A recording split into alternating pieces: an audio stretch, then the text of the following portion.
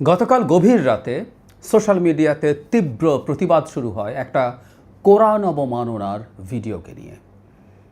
North south ইউনিভার্সিটির একজন student অপূর্ব পাল পায়ে কোরআন মারাচ্ছেন, এরকম একটা বীভৎস ঘটনার ভিডিও ছড়িয়ে পড়ার পর খুব স্বাভাবিকভাবেই এখানকার মুসলিমদের মনে তীব্র আঘাত হয়েছে, রাগ ক্ষোভ হয়েছে, মানুষ প্রতিক্রিয়া জানিয়েছেন। শুরুতে একটা জিনিস একটু জানিয়ে রাখা দরকার, অপূর্ব পালকে গ্রেফতার করা হয়েছে।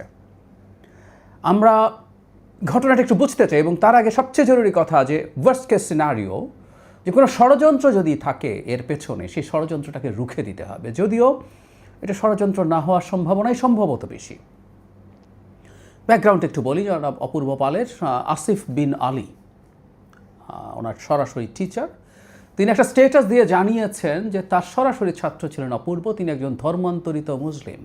শুধু অপূর্ব পাল যে হিন্দু শোনা যাচ্ছে, উনি অন্তত পরবর্তীতে এসে মুসলিম হয়েছেন এবং প্রচুর অস্বাভাবিক আচরণ তিনি করতেন এবং পরে জানা যায় তার ড্রাগ অ্যাডিকশন আছে এবং এই অ্যাডিকশনের কারণে ভার্সিটি থেকে বহিষ্কৃত হয়েছেন। আসিফ বিন আলীর এই বক্তব্যগুলো আমরা রিলাই করব। আমি আসিফকে ব্যক্তিগতভাবে চিনি, অত্যন্ত রিলায়েবল একজন মানুষ। আসিফ কোনো কিছু রং চড়িয়ে বলবেন এটা মনে করার কোনো কারণ নেই। আমি বলছি না এটার জন্য যে ঘটনা ঘটেছে সেটাকে দায় মুক্তি দিতে হবে, আমি সেটাও আসছি। তো যেটা হলো, তাকে বহিষ্কার করা হয়। তার পরবর্তীতে একটা পর্যায়ে ভার্সিটি কর্তৃপক্ষ হয়তো খানিকটা বিবেচনাও করেন, তাকে আবার ফিরিয়ে নেওয়া হয়, কিন্তু তার অবস্থা আসলে আর ভালো হয়নি। ক্রমাগত একই অবস্থা চলতে যাচ্ছে এবং ওখানে আমি দেখছি যে অনেকে মন্তব্য করছেন যে সে একেবারেই উন্মাদের মতো, উদ্ভ্রান্তের মতো আচরণ করত দীর্ঘ সময় ধরে। আমি আরেকজনের একটা স্ট্যাটাসে দেখলাম যে সে ধর্মান্তরিত হয়েছে মূলত একজন মুসলিম ছাত্রীর প্রেমে পড়ে এবং সেই ছাত্রীর প্রভাবেই তিনি ধর্মান্তরিত হয়েছেন। পরবর্তী সেই ছাত্রী অবশ্য তার সাথে থাকেননি, তিনি অন্য কারোর সাথে চলে যান। তার ক্ষোভ, এই ধরনের ধর্মকে আঘাত করা, ইসলামকে আঘাত করার আরও কিছু আচরণ তার আগে দেখা গেছে। এবার এটা করে রীতিমতো ভিডিও করে আপলোড করা হয়েছে। তাহলে প্রাথমিকভাবে আমি আবারও বলছি, সাফাই গাইছি না, কিন্তু একজন যদি কেউ সত্যিকার অর্থেই মারাত্মক অ্যাডিক্ট থাকেন, তার এই ঘটনাটাকে ব্যক্তির ঘটনা হিসেবে দেখতে চাই, কারণ এটার পেছনে অনেক রকম অনেক ঘটনা, অনেক কিছু, অনেক খেলা আছে কিনা এই স্পেকুলেশনগুলো চলছে। যদিও এই ব্যক্তির ঘটনার মধ্যেও কেউ খেলতে চাইতে পারেন।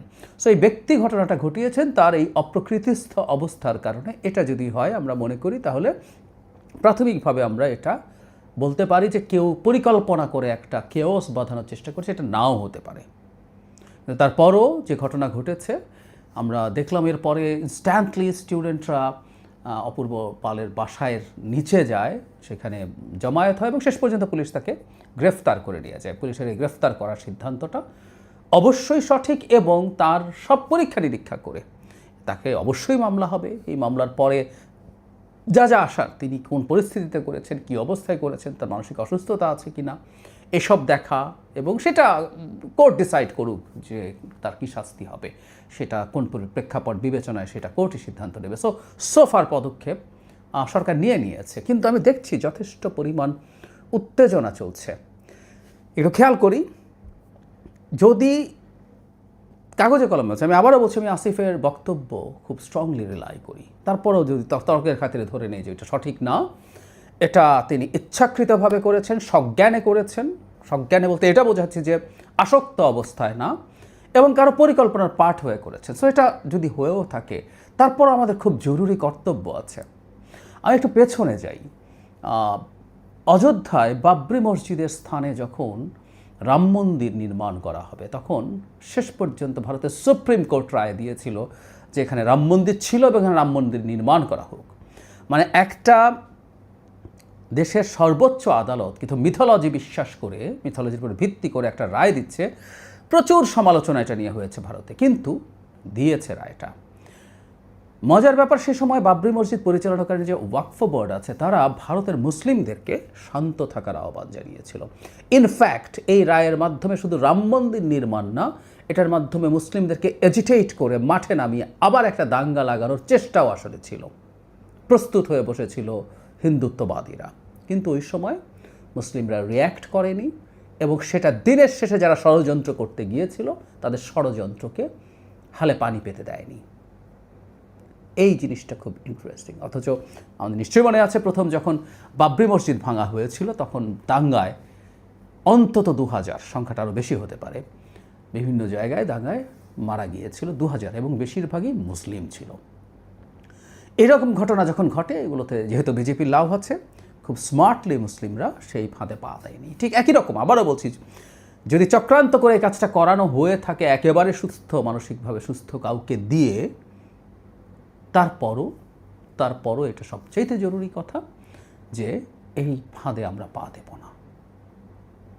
আমাদের এই উত্তেজিত করার চেষ্টাকে আমরা রুখে দেব।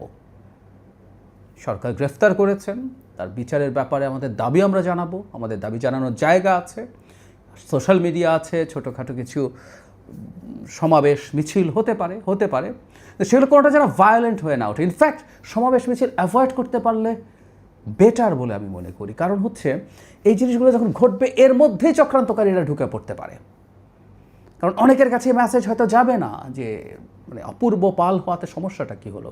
এটা একটা কমিউনাল চরিত্র দেওয়া সম্ভব, হিন্দু সম্প্রদায়ের উপরে হামলা করার একটা জায়েজ করার একটা বাহানা হিসেবে এটা কাজ করতে পারে।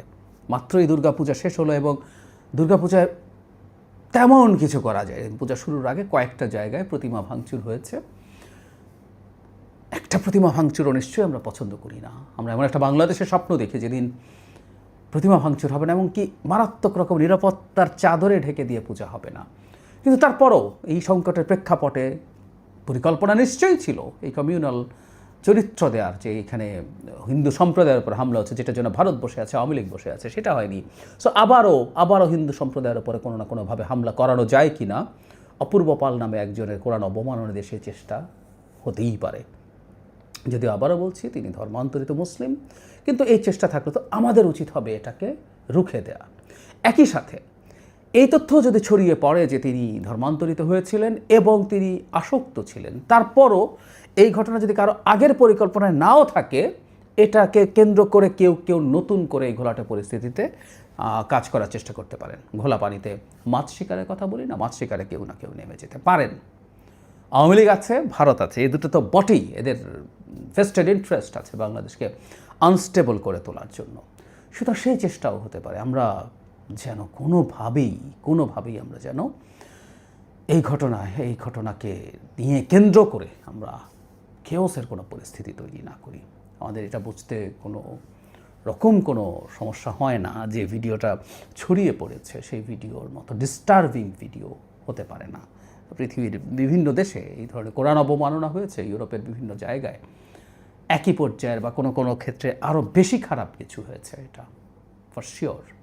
কিন্তু সেই একই কথা, দেশের এই আনস্টেবল অবস্থায় বৃহত্তর কল্যাণের কথা চিন্তা করে প্রত্যেকে যেন শান্ত থাকে। আমি আবারও বলছি যে কেউ প্ল্যান করলো যে না ঠিক আছে আমরা শুধু একটা মিছিল করতে চাই, আমাদের কোনো ভায়োলেন্ট কিছু করার প্ল্যান নাই, কিন্তু ওর মধ্যেই এজেন্ট প্রভোকেটিয়ার ঢুকে যাবে এবং তারা মারাত্মক খারাপ কিছু করবে, যেটা আলটিমেটলি তাদের পারপাস সার্ভ করবে। এমন একটা এলাকার মধ্যে মিছিল হলো, সেখান থেকে হিন্দু সম্প্রদায়ের দোকান, তাদের বাড়িঘর, তাদের উপাসনালয় যে কোনোখানে হামলা করে বসতে পারে।